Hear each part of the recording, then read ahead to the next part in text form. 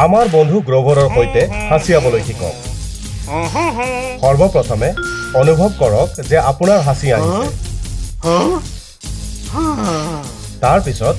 আপোনাৰ কিলাকুটিটো আপোনাৰ নাক আৰু মুখৰ ফালে লৈ যাওক তাৰ পিছত গড ব্লেছ ইউ 1 2 3 মনত ৰাখিব আপোনাৰ কিলাকুটি বা বাহুত হাঁচিয়াব হাতত নহয়